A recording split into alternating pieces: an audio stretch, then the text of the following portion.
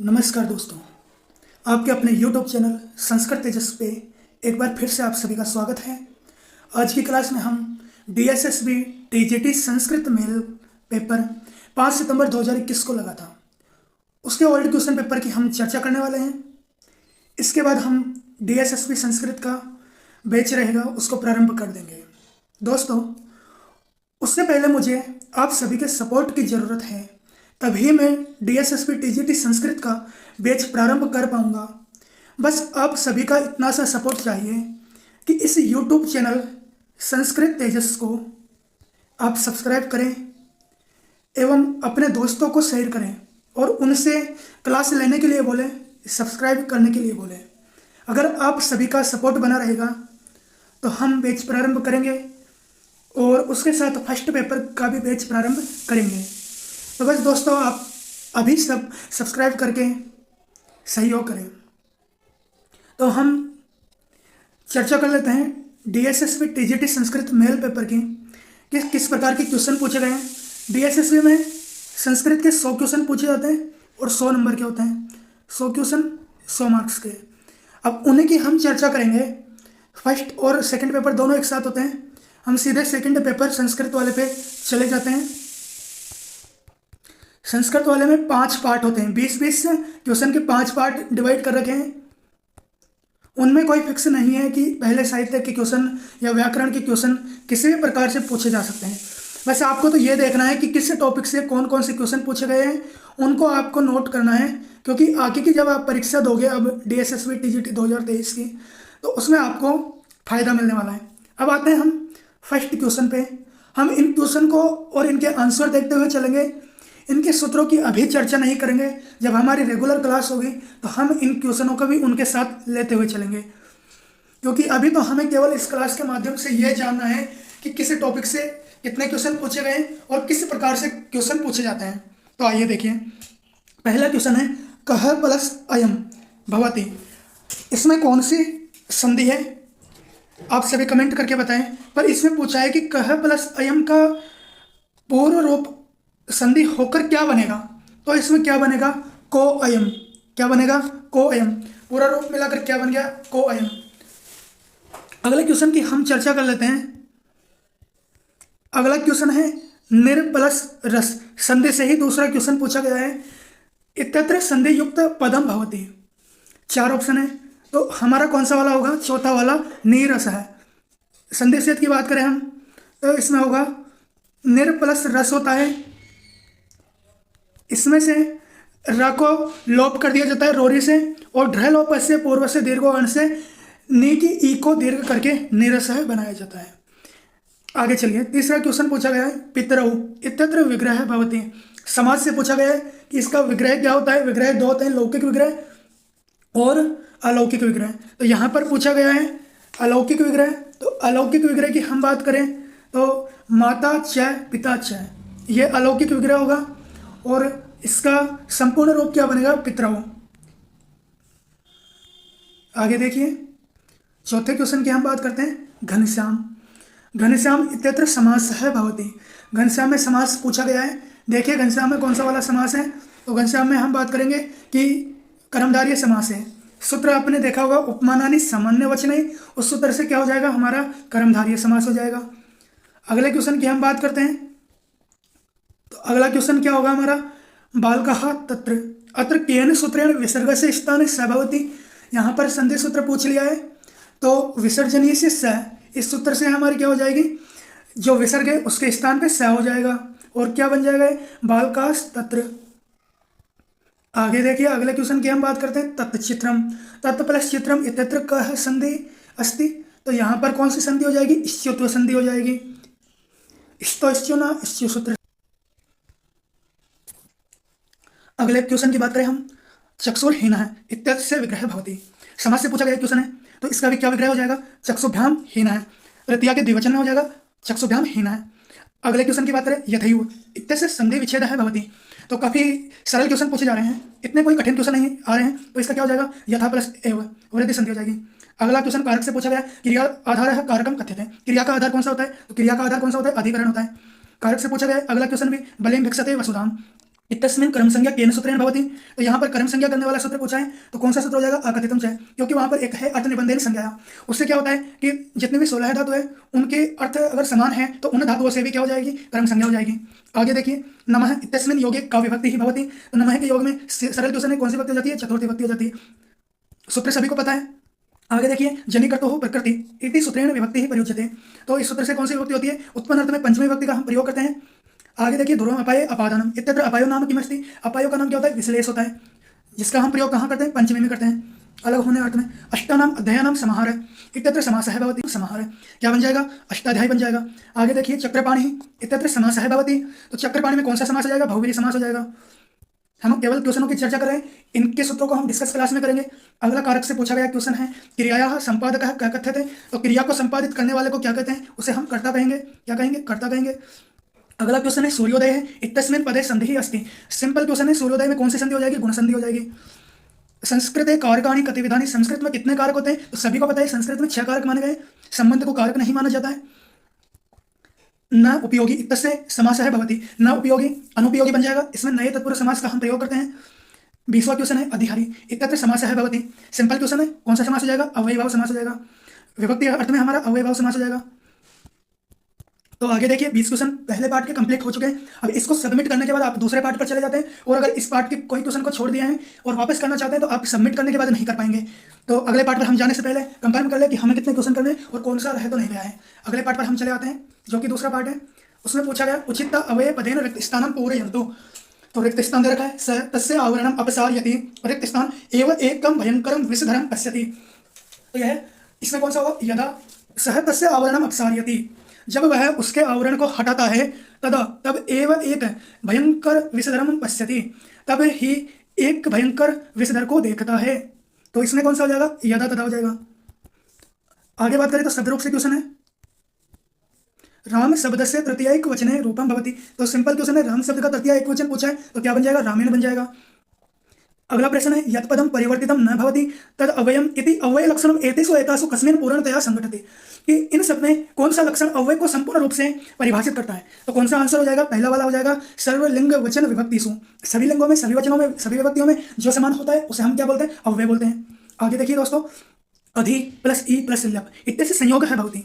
तो इसमें प्रत्यय से पूछा गया है कि अधि प्लस ई प्लस लप, तो क्या बन जाएगा? तो इसका शुद्धरूप क्या बनेगा? तो हम देखते हैं, इसका शुद्धरूप बनेगा अधित्य। क्या बनेगा? अधित्य बनेगा। आगे देखिए दोस्तों, 5वां क्वेश्चन है, दृश्य धातु हो तुमन प्रत्यय रूपम भवति। तो दृश्य धातु में तुमन प्रत्यय करने से हमारा रूप क्या बन जाएगा? दृष्टुम। क्या बन जाएगा? दृष्टुम। आप नोट करते जाइए, प्रत्यय से कितने प्रश्न पूछे गए, समास से कितने पूछे गए, संधि से कितने पूछे गए। तो आपको जब अब एग्जाम दोगे डीएसएसबी का, तो उसमें थोड़ा क्राइटेरिया फिक्स हो जाएगा कि कहाँ से, किस टॉपिक से प्रश्न आ रहे हैं। आगे देखिए, 6वां क्वेश्चन है, उचित विकल्पेन रिक्त स्थानं पूरयन्तु। अस्य वर्ण है रिक्त स्थान कृष्ण है कर्म अपि कृष्णम। इसका वर्ण अपि कृष्ण कर्म अपि कृष्णम। इसका वर्ण भी कृष्ण है, कर्म भी कृष्ण है, अर्थात इसका रंग भी काला है और इसका जो कर्म भी है वह भी काला है। तो आगे देखिए, अगला क्वेश्चन है, शब्द रूप से पूछा गया, हरि शब्द से सप्तमी एक वचन रूपम भवति। तो हरि शब्द का सप्तमी एक वचन क्या बन जाएगा? हरौ बन जाएगा। सप्तमी सानचौ इत्यनयोः का संज्ञा भवति। तो सप्तमी सानच प्रत्यय की कौन सी संज्ञा होती है? तो सत संज्ञा होती है। कौन सी संज्ञा होती है? सत संज्ञा होती है। तौ सत सूत्र से हमारी सत संज्ञा हो जाती है। आगे देखिए, अगला क्वेश्चन है, रमा शब्द से चतुर्थैक वचने रूपम भवति। तो रमा शब्द के चतुर्थी एक वचन में क्या बनेगा? सभी को पता है, रमायै। क्या बनेगा? रमायै।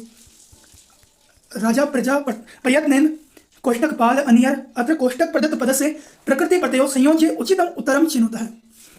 तो यहाँ पर पूछा गया है कि पाल प्लस अनियर, यहाँ पे कौन सा प्रकृति प्रत्यय से मिलकर, इन दोनों से मिलकर कौन सा संपूर्ण रूप बनेगा। तो हमें अगर वाक्य में ऐसा दिया रहे तो हमें वाक्य को लेकर उसका लिंग निर्धारण करना पड़ता है कि भाई स्त्रीलिंग में है, पुल्लिंग में है या नपुंसकलिंग में है। तो देखिए यहाँ पर क्या बन जाएगा? पालनिया। क्या बन जाएगा? पालनिया। आगे देखिए, छात्र है, गुरुणाम वचनानि सदैव श्रोतव्यानि अत्र कोष्टक पदस्य प्रकृति प्रत्ययो विभज्य उचितम उत्तरम चिनुत। तो क्या बन जाएगा? श्रोतव्यानि है, तो इसका प्रकृति और प्रत्यय पूछा है, मतलब इसमें धातु कौन सी है और प्रत्यय कौन सा है। तो इसमें कौन सी धातु हो जाएगी? श्रु धातु हो जाएगी और तव्यत प्रत्यय हो जाएगा। प्रश्न की बात करें, जीर्ण इत्यत्र है प्रत्यय, तो जीर्ण इत्यत्र कौन सा प्रत्यय होगा? तो वहां पर कौन सा प्रत्यय हो जाएगा? कथ प्रत्यय हो जाएगा। और आगे देखिए, धातु से पूछा गया है, नि धातु लुट प्रत्यय रूपम भवति। प्रत्यय सही है, तो इसका जो लुट प्रत्यय के बाद रूप क्या बनेगा? लुट प्रत्यय के रूप हमेशा नपुंसकलिंग बनते हैं, तो क्या बन जाएगा? नैनम। क्या बन जाएगा? नैनम। आगे देखिए, वच धातु कट प्रत्यय रूपम भवति। वच धातु से कट प्रत्यय करने पर क्या रूप बनेगा? तो उक्तम बन जाएगा। आगे देखिए शुष्क धातु कत्वतु प्रत्यय पुल्लिंग रूपम भवति। शुष्क धातु में कत्वतु प्रत्यय लगाएंगे तो क्या रूप बनेगा? शुष्कवान। क्या बनेगा? शुष्कवान। आगे देखिए 16 नंबर का क्वेश्चन है, पश्य मालाकार है खनित्रेण भूमिम खनति बीजं च वपति। तो यहाँ पर अव्यय से पूछा गया है, तो कौन सा अव्यय का प्रयोग होगा? यहाँ पर अत्र अव्यय का प्रयोग होगा। कौन सा अव्यय का प्रयोग होगा? अत्र अव्यय का। आगे देखिए 17 नंबर का क्वेश्चन है, सह बाल्यात् वृद्धोपसेवी विनयशीलस्य अस्ति। वह बाल्यकाल से ही एवं, कौन सा होगा? एवं। बाल्यकाल से ही वृद्धों की सेवा करने वाला और विनयशील वाला है। आगे देखिए 18 नंबर का क्वेश्चन भी अव्यय से पूछा गया है, वयम रिक्तस्थान नाटकम पश्यामः। तो इसका आंसर क्या हो जाएगा? अब यहाँ पर हमें धातु रूप देखना है कि कौन से लकार में वर्तमान काल में है, तो वर्तमान काल में अद्य का यहाँ पर प्रयोग होगा, तो हमारा कौन सा अव्यय होगा? अद्य होगा। अगले प्रश्न की हम चर्चा कर लेते हैं। पठधातु सती प्रत्यय सती स्त्रीलिंगे किम रूपम भवति।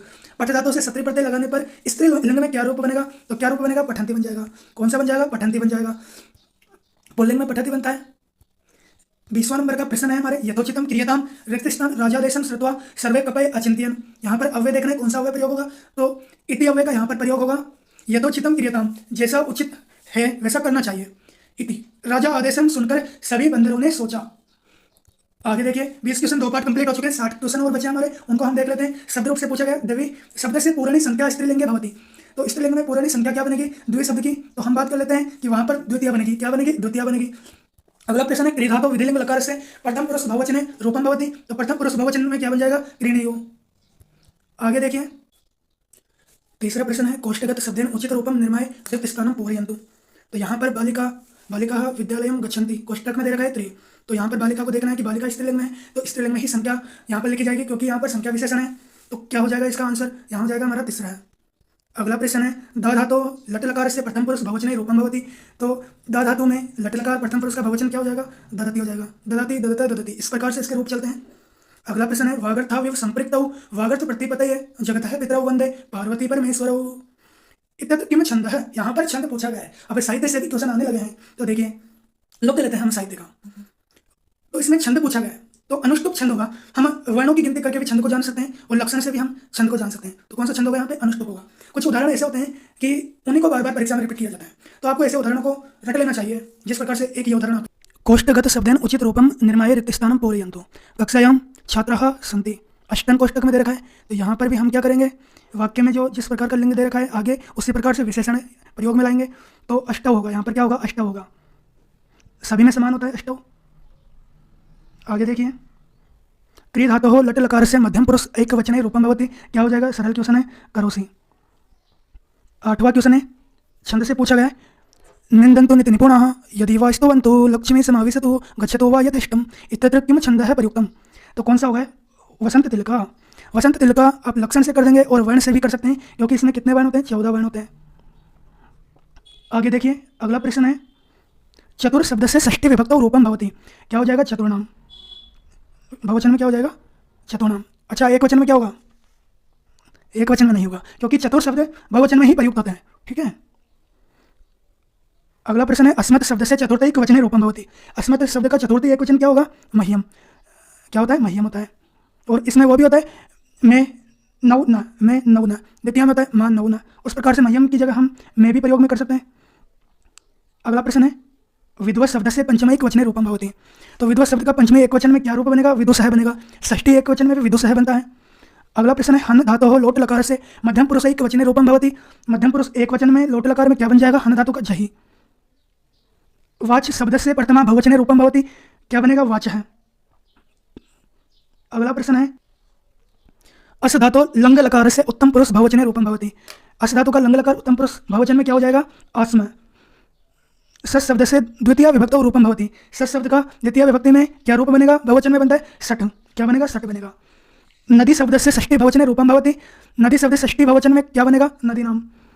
पथिन शब्द से द्वितीय बहुवचने रूपम भवति। तो कौन सा ऑप्शन हो जाएगा? चौथा ऑप्शन हो जाएगा पथ।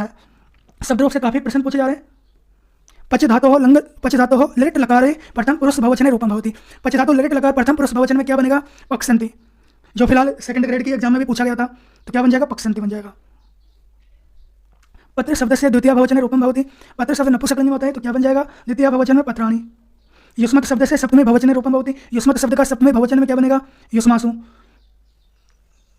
आगे देखिए तीसरा पार्ट चल रहा है, अलंकार से प्रश्न है, अपसार्ये घनसारम कुरु हारम दूर एव किम कमलैः अलमलमाल मृणालैरिति वदति दिवानि संबाला इत्यत्र कः अलंकार है वर्तते।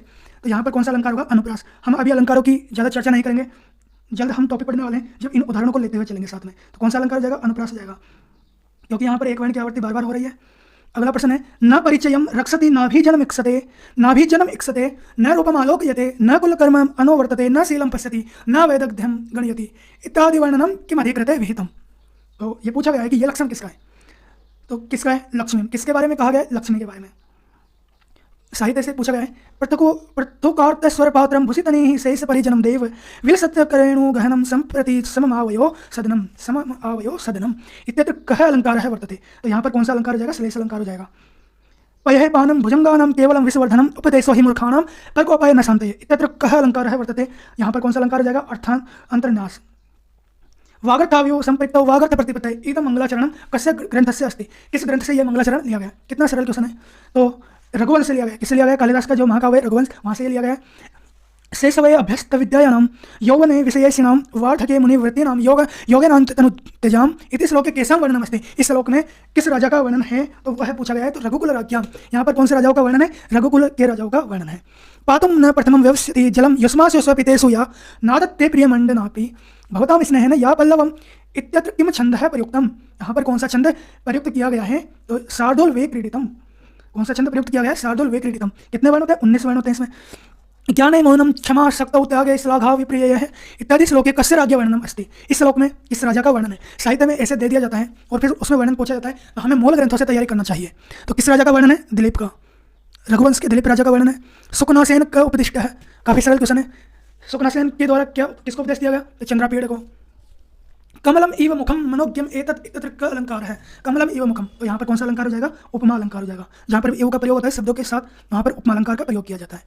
दासे कृतागसी भवेदुचितः प्रभुनां पाद प्रहार इति सुंदरी नास्मि दूये उद्यत कठोर पुलकांकुर कंटकार्गे अग्रये यत् खित्यते मृदुपदम ननु सवेतमे इत्यत्र कह अलंकार है।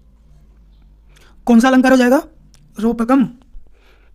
अगला प्रश्न देखिए, प्रजानामेव भूत्यर्थम शताभ्यो बलिम अग्रहित अस्य श्लोकांश से शब्द अनुवाद है अस्ति।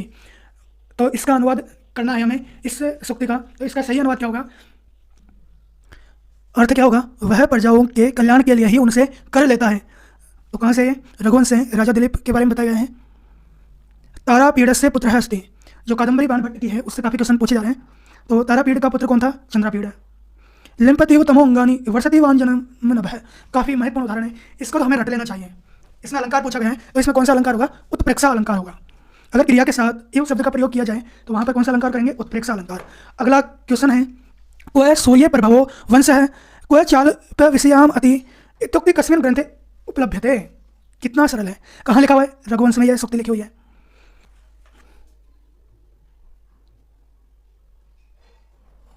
अस्तोतरसाम दिशि देवतात्मा हिमालयो नाम नगाधिराज इत्यत्र किम छंदः प्रयुक्तम।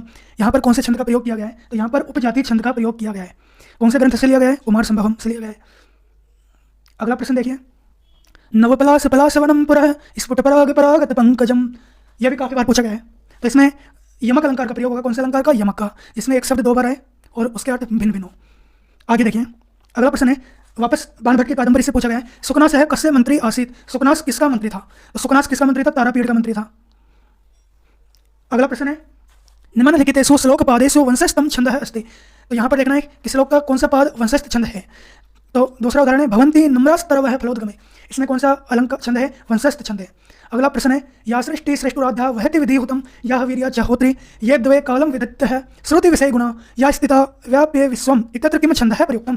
तो यहाँ पर कौन सा छंद का प्रयोग किया गया है? काफी महत्वपूर्ण उदाहरण है स्त्रग्ध्रा, जिसमें 21 वर्ण होते हैं। कितने वर्ण होते हैं? 21। स्त्रग्ध्रा छंद का यहाँ पर प्रयोग किया गया है। आगे देखिए, 4 पाठ हमारे समाप्त हो चुके हैं। 5वां पाठ है, सिद्धि साधे सताम अस्तु प्रसाद तस्य धूर्जटे जहाने फेन लेखेव यन मूर्धनि ससिनः कला इति मंगलाचरणम कस्य ग्रंथस्य अस्ति। मंगलाचरण पूछा गया है कि किस ग्रंथ से लिया गया है? तो यह हितोपदेश से लिया गया है। हितोपदेश किसका था? पंडित नारायण का यह ग्रंथ था। और अगर इस वचनिका बोले तो पंचतंत्र की वचनिका थी। दूसरा क्वेश्चन है, शकुंतला कया सह पतिग्रह प्रेषिता। चौथे अध्याय से, अभियान शकुंतलम के चौथे अध्याय से प्रश्न पूछे जाते हैं। शकुंतला किसके साथ पतिग्रह को जाती है? तो गौतमी के साथ पतिग्रह को जाती है। हितोपदेश से वापस पूछा गया है, हितोपदेश से कति भागा। हितोपदेश के कितने भागे? 4 भागे। सामान्य क्वेश्चन है। अगला प्रश्न भी हितोपदेश से पूछा गया है, हितोपदेश है ग्रंथ है केन लिखित है। तो हितोपदेश ग्रंथ किसके द्वारा लिखा गया है? हमने पहले चर्चा कर लिया, नारायण पंडित के द्वारा। इस बार हितोपदेश से ज़्यादा प्रश्न पूछे गए, तो अभी के पेपर में विष्णु शर्मा का पंचतंत्र से ज़्यादा प्रश्न पूछे जाएंगे। विचिंतयन्ते यमनन्यमानसा इत्यादि कह उक्तवान, किसके द्वारा कहा गया है? तो दुर्वासा ऋषि के द्वारा कहा गया था। अगला प्रश्न है सुकनासोपदेश है इति कस्मिन् काव्ये अस्ति। अब देख लीजिए आप कि बाणभट्ट के कादंबरी से कितने प्रश्न पूछे गए हैं। तो सुकनासोपदेश इति कस्मिन् काव्ये अस्ति, तो कादंबर्याम, किसमें? कादंबरी में। अगला है शुश्रूषव है गुरून् कुरु प्रिय सखी व्रतिम सपत्नी जने भर्तुर्वे प्रकृता भी रोषणतया मास्म प्रतीपम गमः इत्यादि युक्ति काश्यपेन काम प्रति उक्ता। किसके द्वारा बोला गया है? शकुंतलाम। किसके प्रति बोला गया है? शकुंतला के प्रति। अगला प्रश्न है, देखिए, पातुम न प्रथमम व्यवस्यति जलम युष्मासु पीतेषु या इत्यादि श्लोके के संबोधितः काश्यपेन। किसके द्वारा संबोधित किया गया है? काश्यप ऋषि के द्वारा। किसको संबोधित, कहाँ पर संबोधित किया गया है, ऐसा पूछा गया है। तो तपोवन तरव है, इसका आंसर क्या होगा? तपोवन तरव है। अर्थो ही कन्या पर किए वह इति श्लोकांश कस्य नाटक से अस्ति। तो किस नाटक से पूछा गया? अभिज्ञान शाकुंतलम से। किस नाटक में लिखा हुआ है? अभिज्ञान शाकुंतलम में। अगला प्रश्न है यौवनारंभे च प्राय शास्त्र जल प्रक्षालन निर्मला भी कालुष्यमुपायति बुद्धि इत्यादि युक्ति का कथयति। किसके द्वारा कही गई है?